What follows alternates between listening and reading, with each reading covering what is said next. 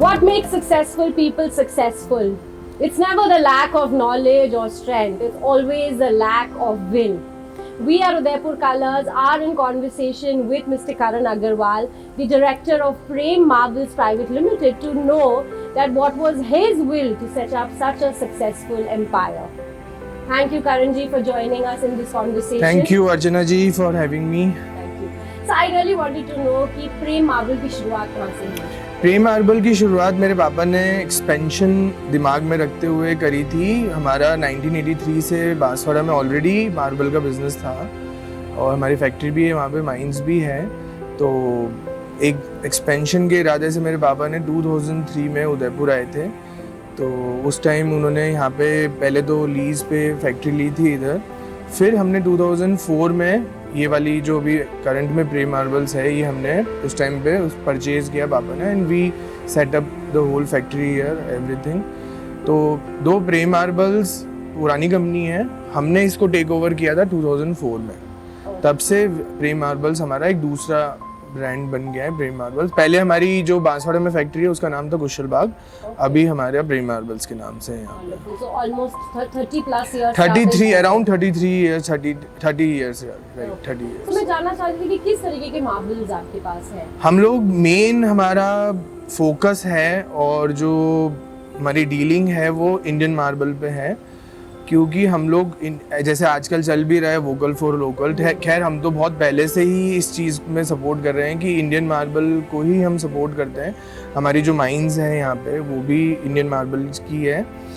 Indian marble को हम लोगों ने एक्सपोर्ट किया है, आप समझ लीजिए 22 कंट्रीज़ में इंडियन मार्बल को हम लोग। और कब से एक्सपोर्ट कर रहे हैं? 90s से हम लोग एक्सपोर्ट कर रहे हैं। हमने फर्स्ट एग्जीबिशन लगाई थी 90s में वेरोना में हमारी।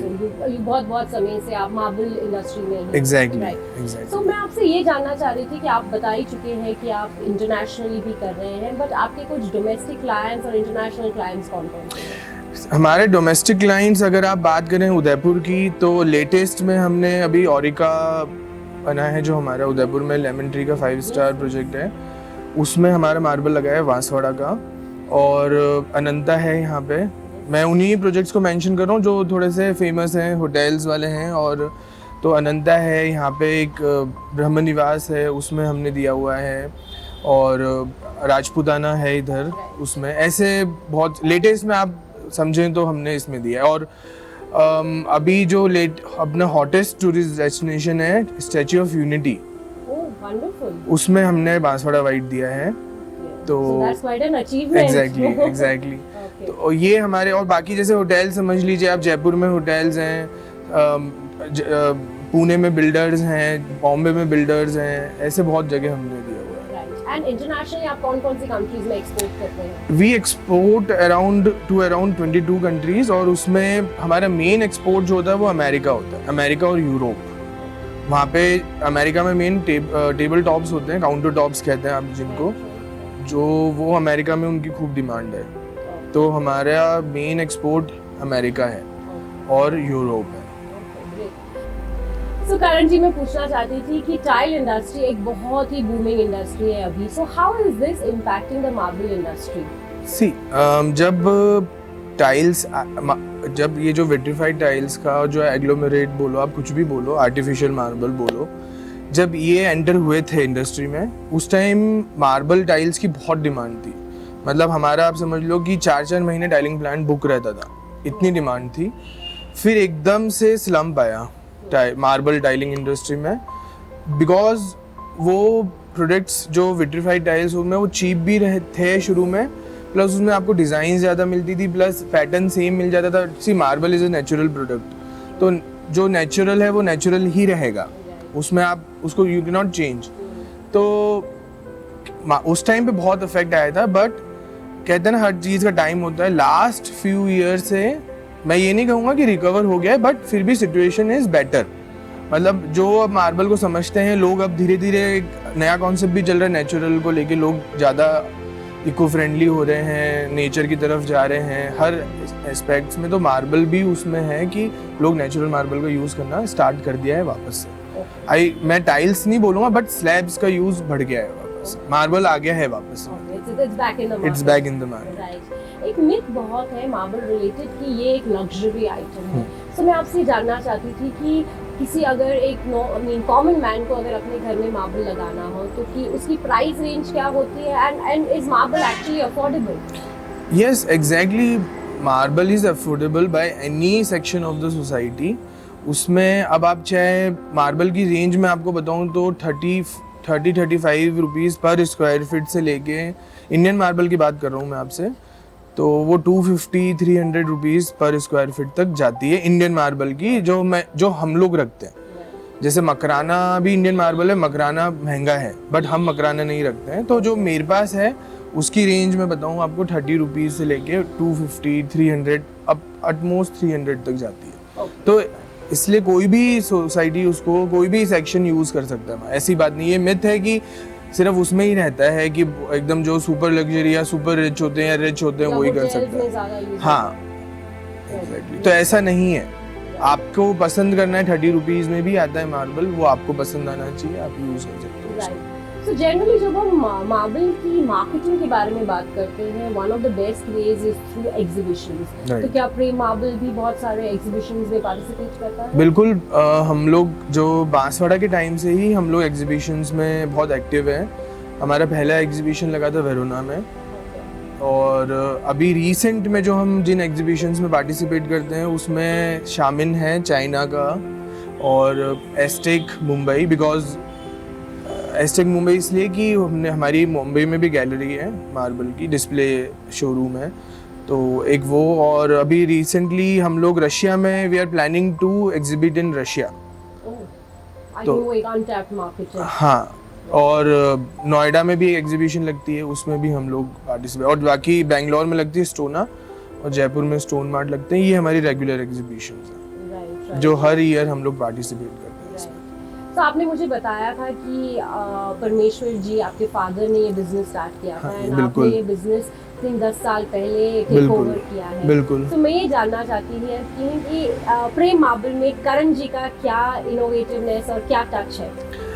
देखिए, मेरा मार्बल में जो मेन टच है और वो यही है कि जो आज की टेक्नोलॉजी को मैं कैसे इसमें इम्प्लीमेंट करूँ और उसको कैसे बेनिफिट पहुंचाऊं. करंट जो पापा ने एक बेस बनाया हुआ है उसको कैसे. तो अगर हम मार्केटिंग की बात करें तो मार्केटिंग में मैंने ऑनलाइन टीम हायर करी है. लास्ट 2 ईयर से हम लोग वर्क कर रहे हैं इसमें.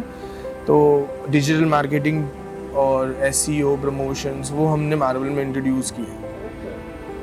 तो उसके थ्रू अब हम लोग मार्बल की मार्केटिंग करें. तो that is the new innovation which I introduced in marble. Generation next has got the technology. Exactly. जो हमारी जनरेशन का है वो हम इंट्रोड्यूस कर रहे हैं. Right. And I mean, do you believe कि अगर मार्बल को अगर हम ऑनलाइन बेचना चाहे, has it been very successful? See, you can not, आप उसको सेल नहीं कर सकते हैं बट आप लीड्स तो ले सकते हैं. जैसे फॉर एन एग्जांपल बॉम्बे में कोई आर्किटेक्ट है, हम वहाँ पे बंदा भेजें, वो उसकी कॉस्ट होती है, वो यहाँ से जाएगा और पूरा लेके जाना. हम लोग उसको ईमेल कर सकते हैं, उसमें हमारा पूरा ब्रोशर होता है. फिर हम उस आर्किटेक्ट से ईमेल भेज के हमारा पूरा इंट्रोडक्शन देते हैं. That's how we use digital marketing. और इस चीज़ को जैसे गूगल में हमारे एड्स चला के उनसे हम कॉन्टैक्ट करते हैं. और इससे हमको, मैं नहीं कहूँगा कि एग्जीबिशन के बराबर में सक्सेस रेट है बट इट इज सक्सेसफुल. हाँ, बिकॉज एग्जीबिशन एक कॉस्ट होती है बड़ी. कहीं भी अब हम जैसे चाइना में भी एग्जीबिशन लगाएं तो एक मल्टी लैक्स का ये बिजनेस है पूरा एग्जीबिट करना. और online is very less, very cheap, but उसका रिजल्ट है. तो अगर आप देखो तो रिटर्न्स अच्छे हैं ऑनलाइन में. So I think the return of investment is far quicker. और you can approach the whole world easily. Right. So currently Prem Marble has been into the business for 33 years approximately. So आपकी USP क्या है? Prem Marble की USP क्या है? Prem Marbles की USP ये है कि हम लोग, मतलब हमारे पास समझ लीजिए कि पूरा सॉल्यूशन है. मतलब हम लोग हमारी खुद की माइंस हैं, हम लोग की खुद की मैन्युफैक्चरिंग यूनिट है और हम लोग का खुद का सेल डिपो है. तो मतलब आपको वन स्टॉप सॉल्यूशन मिलेगा हमारे यहाँ पे. चाहे आपको टाइल्स चाहिए, आपको स्लैब्स चाहिए या आपको CNC वर्क चाहिए, जो वैल्यू एडेड प्रोडक्ट्स होते हैं, पेंटिंग्स हो गई और टेबल टॉप्स हो गए, काउंटर टॉप्स हो गए, तो वी डू एवरीथिंग। Wonderful. सो बहुत कम फैक्ट्रीज ऐसी हैं जो सब कुछ करती, मतलब जो माइंस भी उनकी खुद की है, मैन्युफैक्चरिंग यूनिट भी खुद की, फिर वो CNC भी करते हैं, टाइल्स भी करते हैं, सब हम we do everything which is related to marble. Marble में ऐसा कुछ भी नहीं जो वी डोंट डू। फिनिशेस हो गई, कुछ भी ले लो आप, जो वॉल क्लैडिंग हो गया, कुछ भी हो गया। So, आप माइंस के बारे में बता रहे थे कि माइंस कहाँ पे हैं? हमारी माइंस जैसे बांसवाड़ा में तो है ही, बांसवाड़ा वाइट की।